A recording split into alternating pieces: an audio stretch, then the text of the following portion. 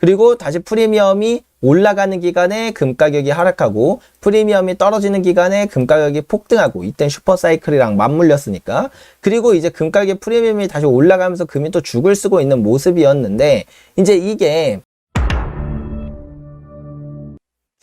그래서 오늘 이제 뭐 잠깐 오늘의 주제, 사실 오늘의 주제는 그렇게 길게 가지는 않습니다. 근데 오늘의 주제를 잠깐 말씀을 한번 드리자면 2023년은 진짜 금의 해가 될 수도 있다라는 그런 주제예요. 뭐 이거는 어디 칼럼이 있어서 가져온 건 아니고요. 그냥 저의 생각인데 사실 그렇다고 해서 뭐 예언을 하거나 뭐 그런 건 아닙니다. 예언을 하거나 그런 건 아니고 그냥 그럴 수도 있다 하면서 이렇게 흘려주셨으면 좋겠습니다. 어디까지나 우리는 장기 투자를 해야 하는 게 가장 목적이고 이런 건 그냥 가능성의 하나로 들어주셨으면 좋겠고요. 그래서 일단 첫 번째로 이야기 드릴 부분은 지금 금 가격이 보면 지금 거의 역사상 최대치에 다가가요. 지금 이때가 역사상 최고치인데 이게 아마 2078불인가 그럴 거예요. 완전 그 잠깐 찍었던 그 최고점. 그리고 이제 여기에 한 2000불쯤 되는데 이미 2011년의 고점은 뛰어넘었고요. 근데 요거 이 역사상 최고치에 지금 다가가고 있는데 이러한 상황에서 전고점에 지금 다가온다? 여기서 만약에 내가 샀다가 물리면, 지금 여기서 물리면 이거 지금 한 10몇 년째 이렇게 해다가 나 뭐 본전도 못 찾는 거 아니야? 본전 찾는데 한 10년 걸리는 거 아니야? 약간 이러한 불안감을 가지신 분들이 되게 많더라고요. 그래서 제가 하나 말씀드리고 싶은 건 뭐냐면 그리고 이거 하나랑 또 뭐냐면 제가 2019년부터 계속 이제 금의 슈퍼사이클이 시작됐다라고 이렇게 뭐 주장을 하는 편인데 야 이게 뭐 어떻게 슈퍼사이클이냐 막 이때 잠깐 오르고 계속 횡보하는 거 아니냐라고 말씀하시는 분들도 되게 많아요. 그래서 우리가 이거를 조금만 바꿔서 보면 그냥 확실하게 알 수가 있거든요. 근데 그런 부분들을 잘 생각 못하는 것도 있는 것 같아서 요거를 하나 준비해 왔습니다. 이거는 이제 230년간의 금 가격 데이터를 제가 직접 차트를 만든 건데요. 보시면 아시겠지만 우리가 역사상 최고치를 돌파했다는 게 얼마나 이 금에 있어서는 진짜 중요한 거냐면 예를 들어서 이때 최고치를 찍었던 게 1860년이었어요. 이 1864년의 최고점을 언제 돌파하는가를 보면 1972년 이쯤에 돌파를 합니다. 이때 돌파를 하게 돼요. 그러면 많은 사람들은 이때 사람들은 뭐라고 생각을 했겠냐면 야 이거 지금 몇 년이에요? 100년? 야 100년 만에 고점에 왔다. 만약 우리 이거 여기서 물리는 순간 100년 동안 우리 원금 못 찾을 수도 있겠다라는 그런 불안감이 사람들 머릿속에 당연히 있을 수밖에 없었겠죠. 근데 중요한 건 뭐냐면 이 고점을 넘은 이후로 단 한 번도 이 가격은 다시 찾아오진 않는 가격이 되었다는 거예요. 이 이후로. 그렇고 이제 이 뒤에 이러고 또 고점을 찍잖아요. 여기가 이제 1980년에 고점을 찍죠. 이 고점에 다시 도달하는 건 한 2006년쯤 돼요. 그럼 이때 또 사람들은 뭐라고 생각을 하겠습니까? 야 26년 만에 고점에 왔다. 우리 만약에 이거에 물리면 최소 20년 이상 원금에도 다시 못 오는 거 아니냐. 너무 무섭다. 이렇게 생각을 하실 거 아니에요? 근데 중요한 건 뭐냐면 또 이 가격을 돌파한 역사상 최고점을 돌파한 이후로는 다시는 그 가격을 만날 수 없게 되었어요. 그리고 이제 2011년에 고점을 찍었죠. 2011년에 고점을 찍게 되는데 이 고점에 다시를 언제 돌파하냐면 이제 한 2019년쯤에 돌파를 하게 됩니다. 그러면 또 10년 만에 고점에 왔다. 2020년에 돌파했죠. 2020년. 와 10년 만에 돌파를 했다. 그러면 우리 여기서 또 물리는 순간 우리 거의 10년 동안 최소 10년은 본전도 못 찾는 거 아니야 라는 생각을 하겠지만 이 이후로 이 가격은 다시는 안 오는 가격이 되어버렸어요. 이걸 이제 우리가 일간으로 보면 당연히 이 안에서도 이게 가격이 이렇게 일자로 오른 것 같지만 막 이렇게 오르다가 여기선 이렇게 막 뭐 조정도 와요. 2008년 글로벌 금융위기 때는. 그것처럼 변동이 많아 보이지만 그냥 1년 단위로만 쪼개서 보면 이 슈퍼사이클에서는 쉬어가는 구간이 거의 없다라는 걸 알 수가 있죠. 그리고 역사상 최고점을 돌파한 이후에는 그 가격은 다시는 안 오는 가격이라는 것을 알 수가 있고요. 그래서 우리는 이미 이 역사상 최고점은 이미 돌파를 했었어요. 연 단위로 봤을 때. 그리고 그렇기 때문에 2019년이 여기죠. 19년부터 상승 사이클이 시작된 것도 맞아요. 그리고 이 상승 사이클은 앞으로도 더 훨씬 더 장기적으로 훨씬 더 높은 가격까지 올라갈 수밖에 없다는 것도 맞고요. 뭐 여기서 이제 조정이 한번 발생을 했지만 이 조정이 살짝 있었지만 여기서도 조정이 한번 있었어요. 조정을 다시 돌파하게 되면 그 뒤로도 한참 동안은 막는 그런 게 아예 없다는 거죠. 조정조차 발생하지 않는다. 연 단위로 봤을 때 2020년의 고점을 다시 재돌파하는 2023년은 정말 이제 그 어마어마한 또 폭발이 있을 수 있는 때가 아닌가라고 생각을 해볼 수 있는 부분이 일단 있고요. 요 이제 가격으로 보면 요렇게 되는 거고, 또 다른 것도 우리가 또 몇 가지 살펴볼 수 있는 것들이 있는데요. 이 데이터가 뭔지 한번 말씀을 드려보면, 이거는 이제 달러 가치를 평가하는 지표예요. 달러 가치. 그래서 우리가 보통 보는 거는 달러 인덱스를 보죠. 이거는 이제 문제가 통화끼리만 하기 때문에 그 국가의 화폐의 가치를 상대적으로만 평가를 하는 거지, 좀 뭐라 그래야 될까? 실질적으로 얼마나 더 가치가 있는지를 알려주긴 되게 어려운 지표예요. 그래서 여기서 이제 구하는 방식은 PPP라 그래서 구매력 평가 지수라는 걸 쓰거든요. 이거를 좀 더 쉽게 표현하면 어떻게 되냐면, 뭐 일종의 이런 거를 이제 비유하기 위해서 빅맥 지수라는 거를 많이 인용을 해요. 빅맥 지수. 이게 뭐냐면, 우리가 이제 맥도날드에서 빅맥이 있잖아요. 근데 우리나라에서는 예를 들어서 이 빅맥 가격이 6,000원이고, 뭐 예를 들어서 미국에서는 $5가 된다고 쳤을 때, 그러면 이제 우리나라 환율이 실제로 1,200원이면 우리나라와 미국은 구매력이 똑같은 거잖아요. 근데 우리나라는 인플레이션이 발생해서 얘가 이제 나중에 12,000원이 됐어요. 근데 미국은 똑같이 계속 $5예요. 그러면 환율은 그대로 1,200원이어도 이 구매력이 서로 지금 다른 거죠. 그러면 미국 달러의 가치가 우리나라에 비해서 더 높아진 거잖아요. 상대적으로. 원래는 환율은 똑같은데, 환율이 똑같으면 이 두 가지 국가의 화폐의 가치는 똑같다고 보는 게 일반적인데, 실제로 그 나라에서 물건을 사거나 그 나라와 무역을 할 때 생각을 해보면 환율이 같아도 그 국가의 이 구매력이 많이 감소를 하게 되면 이 달러에 대한 구매력은 반대로 상승을 하게 된다는 거죠. 그래서 요렇게 계산을 하는 거 우리는 이제 구매력 평가 지수다 해서 Purchasing Power Parity 해가지고 PPP, 구매력 평가 지수라고 이야기를 합니다. 그래서 요렇게 이제 계산을 한 건데요. 이렇게 계산을 하게 되면 결론적으로 요렇게 나온 지수가 이제 0을 기준으로 0보다 위에 있으면 달러가 프리미엄이 있다. 그리고 0보다 낮으면 달러가 지금 디스카운트 되어 있다, 할인되어 있다, 할인 중이다, 이런 뜻이에요. 그렇기 때문에 뭐 예를 들어서 달러가 강세가 된다거나 아니면 달러에 비해 다른 국가들의 인플레이션이 너무 많이 발생을 한다던가, 그러면 똑같은 환율이어도 다른 국가의 그 화폐의 가치가 떨어지는 거라, 환율이 원래는 이 상황에서도 오르는 게 맞지만 그 국가의 자국 화폐의 가치가 떨어짐으로 해서 환율이 변동하는 게 맞지만, 뭐 외환보유고라던가 다른 이제 트레이더들의 어떤 작업들에 의해서 환율이 사실 일정하게 유지가 되잖아요. 우리나라의 환율도 거의 1,000원대에서 유지가 되는 것처럼 어쨌든 그런 식으로 되다 보니까 요런 식으로 보게 되는데, 이렇게 위로 올라가면 달러의 프리미엄이 있다. 그러면 자, 우리가 이제 그 금을 평가를 할 때 금 가격은 우리는 이제 달러로 표시를 하잖아요. 대부분 이건 이제 국제 시세로서 달러로 평가를 하게 되는데, 이 달러에 오히려 프리미엄이 붙게 되면 당연히 금 가격이 상대적으로 더 많이 하락할 수밖에 없게 보일 거 아니에요. 실제로 금에 대한 가치는 똑같은데 조금 더 쉽게 가볼까요? 예를 들어서 물 하나를 사는데 금 1g이 필요하다고 칩시다. 이거랑 동등해요, 가치가. 근데 이제 한 2년이 지났습니다. 2년이 지났는데도 똑같이 이 물을 사는데 금은 똑같이 1g이 필요합니다. 근데 막 예를 들어서 달러에 대한 값어치가 올라가게 되면 얘의 가격도 하락을 하고 얘의 가격도 하락을 하니까 둘의 가치의 변화는 없는데, 단순히 이 달러라는 관점에서 보니까 얘네 가격이 하락한 것처럼 보이는 거잖아요.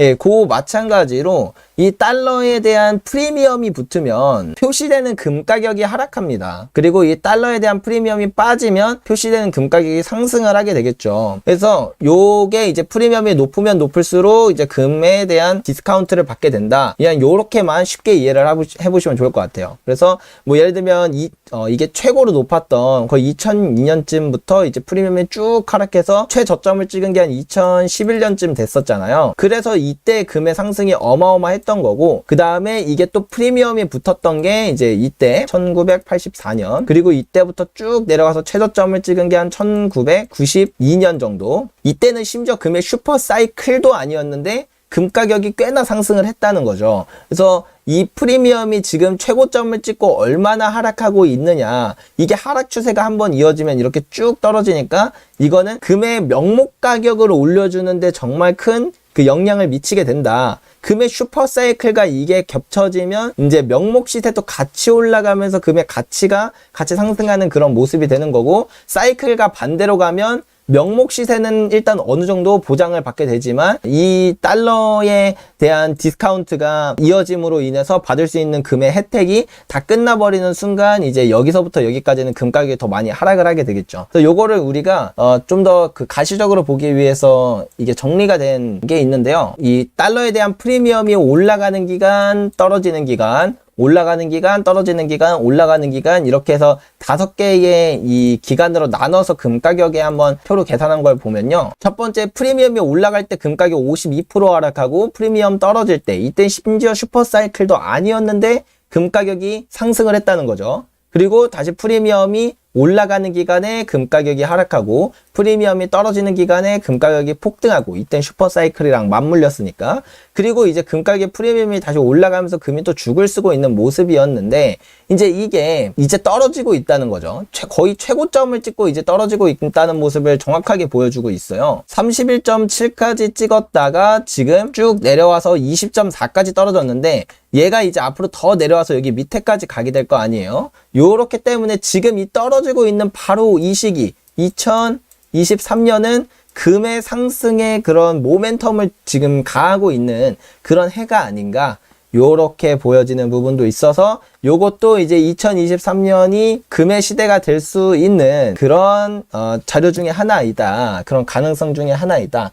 요렇게 보이면 좋을 것 같고요. 그 다음에 이제 또 재밌는 게 요 부분이 있을 것 같습니다. 중앙은행들이 금을 얼마나 매입했는지를 보면 진짜 깜짝 놀라실 거예요. 2022년 한 해 동안 금 가격을 사모은 게 1133톤이라고 해요. 그래서 여기 이게 이제 2022년 세계 중앙은행들의 금 매입량이거든요. 근데 이 수준이 이전에 눈 씻고 찾아봐도 거의 없어요. 딱 이때 1967년 이후로 이 정도로 매입한 건 최초입니다. 최초. 안 그래도 2008년부터 금을 단 한 해도 빠짐없이 늘리고 있는데, 이렇게 정말 미친 듯이 지금 실물을 지금 모으고 있다는 거죠, 중앙은행들이. 근데 이게 단순히 중앙은행들만 그러는 게 아니라고 보여지는 부분도 있어요. 예를 들면 독일 자료를 하나 가지고 왔는데요. 이거는 이제 골드바나 뭐 그런 코인들, 실물을 얼마나 사고 있는가를 보면, 여기는 매도, 여기는 지금 매수죠. 그래서 2008년 이전까지만 하더라도 뭐 사실 그렇게까지 많이 산다, 이런 것들이 별로 보여지는 부분이 없었는데, 이 이후로 보면 정말 미친 척하고 이게 지금 늘어나고 있는 걸 알 수가 있는데, 여기서 제일 많이 사고 있는 건 이제 뭐 스위스랑, 그 다음에 제일 두드러진 게 지금 독일이에요.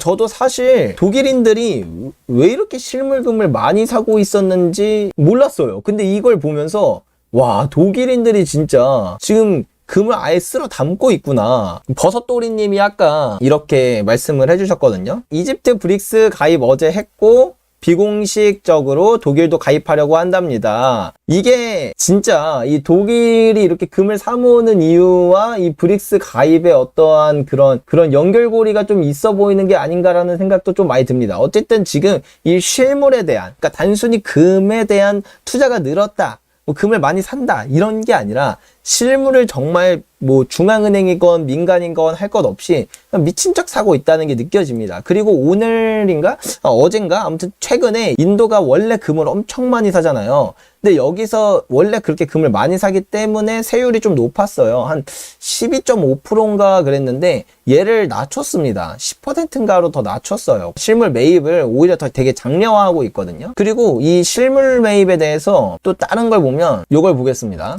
이건 뭐냐면 이제 코맥스, 그러니까 이제 그 세계에서 가장 큰 뭐 귀금속 거래 시장이라고, 거래소라고 보시면 돼요.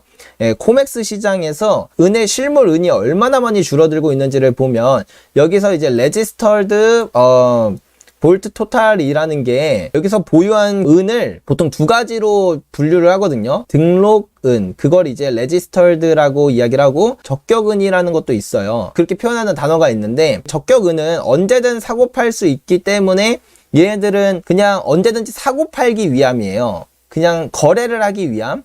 그래서 요렇게 측정되는 것들이 있고, 그 다음에 이 등록은은 보유 및 배송을 위한 것들이에요. 그렇기 때문에 이 등록은이 지금 어떤지를 보면 엄청난 속도로 줄어들고 있습니다. 그러니까 실물을 보유할 거면 그냥 보유할 거면 여기 넣어놓으면 그만이거든요. 근데 이렇게 이만큼 많이 줄어든다는 건 두 가지 중에 하나예요. 첫 번째는 등록했던 은을 그냥 다시 팔았다. 근데 이게 애초에 팔 거면 등록은으로 가지고 있질 않거든요. 적격은으로 그냥 하지. 그리고 두 번째는 배송했다. 그러니까 실물을 인도받았다라는 거거든요. 근데 이게 지금 이제 그 해외 이제 커뮤니티 쪽에서도 이거를 이제 직접적으로 분석하는 사람들 거를 보니까 배송량이 엄청나게 증가를 하고 있다고 하더라고요. 그러니까 이제 실물에 대한 수요가 폭증을 해서 이렇게 지금 실물이 많이 줄고 있다. 이 거래소에서 보유된 실물이 정말 빠르게 줄고 있다라는 부분도 있습니다. 그리고 우리가 이거 하나 보면요. 여러분들도 그동안 이거를 제가 말씀 안 드려서 잘 몰랐을 수도 있는데 JP모건이 지금 그 코맥스 창구에 은을 많이 보유했잖아요. 근데 이게 계속 줄어들고 있다는 거예요. 보시면 이게 지금 2022년 1월쯤에 1억 8천만 온스 이 정도까지 늘렸었어요. 근데 이게 지금 계속 줄이고 있다는 거죠. 네, 실물 보유량을. 이거는 무엇을 의미하냐면 아까도 말씀드렸던 것처럼 팔거나 5월 배송하거나인데 뭐 애초에 말씀드렸던 것처럼 팔 게 목적이면 등록은을 하질 않아요. 등록을 하지 않아요. 등록하게 되면은 뭐 보유비도 내야 되고 뭐 여러 가지 불편한 점이 좀 많은데 근데 이게 지금 계속 줄어들고 있고 여기서 보이기에는 지금 한 1억 7천만 온스 정도로 줄어든 것 같아서 뭐 조금 줄였네 라고 생각하시겠지만 이거는 이제 오늘자까지 다 나온 게 아니에요. 2023년자 완전 최신 걸로 제가 보여드릴게요. 네, 이거거든요. 이제 이게 CME 그룹에서 볼 수 있는 지금 실물은 보유 현황을 이제 알 수 있는 그 데이터예요. 여기 쭉쭉 내려서 보시면 JP 모건 체이스 여기를 보면 이제 맨 마지막에 토탈 부분을 보면 1억 4,900만 온스, 1억 4천만 온스까지 벌써 떨어졌다는 거죠. JP 모건도 1.8억 온스에서 지금 1.4억까지 지금 실물이 줄었다. 지금 실물에 대한 수요가 정말 엄청나게 폭증하고 있는 게 아닌가라는 생각이 드는 그런 부분인 것 같습니다. 그렇기 때문에 그리고 저 은의 수요와 공급 데이터량도 한번 보면 이 수요와 공급의 데이터량도 보면 2021년부터 공급보다 수요가 더 많아져서 2021년에는 약 4,800만 온스 정도의 은이 부족했는데 2022년으로 넘어오면서 수요가 미친 척 폭증하고 있어요. 이 전에 2021년에는 18% 올랐고 2022년에는 16% 상승하면서 수요가 엄청 빠르게 상승하는데 이 공급량은 그렇게 많이 못 늘리거든요. 많이 늘려봐야 한 5% 늘릴 거예요.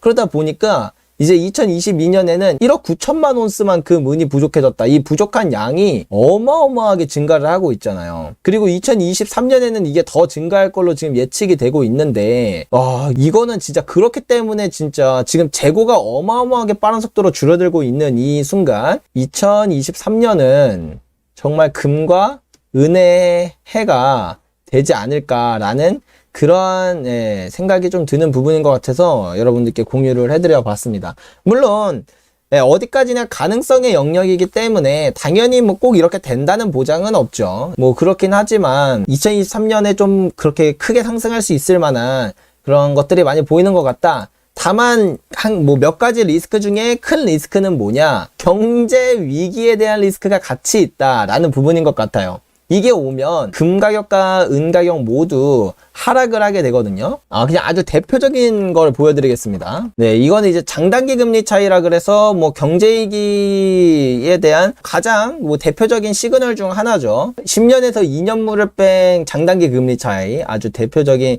그 경제위기 시그널 중에 하나인데 이게 역전이 되면은 보통 6개월에서 한 1년 6개월 뒤에 이런 경기 침체나 경제 위기가 발생을 하죠. 닷컴 버블, 뭐 2008년 글로벌 금융위기, 뭐 그다음에 여기 떨어졌을 때는 사실 여기 경기 침체 표시가 안 되죠. 미국 거니까. 근데 우리나라나 그런 신흥국들이 이제 외환위기를 맞았던 IMF 동아시아 외환위기가 있고, 뭐 이렇게 위기가 이렇게 계속 발생하는 그런 게 있는데 이제 또 역전이 됐어요. 2022년에. 그리고 역전을 된 그 수준을 보면 이게 지금 1980년 이래로 이 정도로 큰 역전이 있었던 적이 없을 정도로 지금 역전의 정도가 심하고 그리고 이건 2년물을 뺀 건데 이것보다 더 초단기 채권을 뺀 게 있어요. 3개월물 뺀 거 요것도 이제 같이 보는 지표 중에 하나인데 요거는 무려 마이너스 1.27까지 벌어졌습니다. 이 수준은 지금 이걸 최대로 땡겨서 거의 1980년대부터 봐도 아예 존재하지 않는 수치예요. 예, 그 정도이기 때문에 사실 지금 이 경제위기에 대한 리스크가 어떻게 보면 가장 높은 시기인 건 맞다. 그래서 2023년은 금과 은의 해이기도 하지만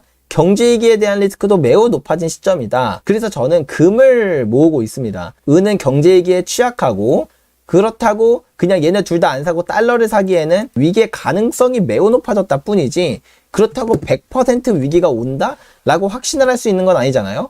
위기가 오면 이 금은 달러 환율이 치솟기 때문에 우리나라 안에서의 금 가격이 올라서 괜찮은데 근데 만약에 위기가 안 온다고 한다면 2023년은 금과 은의 해가 될 확률이 매우 높기 때문에 금은 충분히 높은 퍼포먼스를 보여줄 수 있을 것이다 라고 생각해서 이 두 가지 어떻게 보면 상반될 수 있는 두 가지 시나리오에서 내가 선택할 수 있는 최선은 달러나 국채를 갖고 있는 것보단 차라리 금을 갖고 있는 게 좋지 않을까라고 생각을 해서 저 같은 경우에는 금 매입에 좀 더 집중을 하고 있다라는 말씀 드리면서 오늘의 주제 이렇게 이야기 드려봤고요. 어떻게 생각하시는지 같이 이야기 나눠보면 좋을 것 같습니다.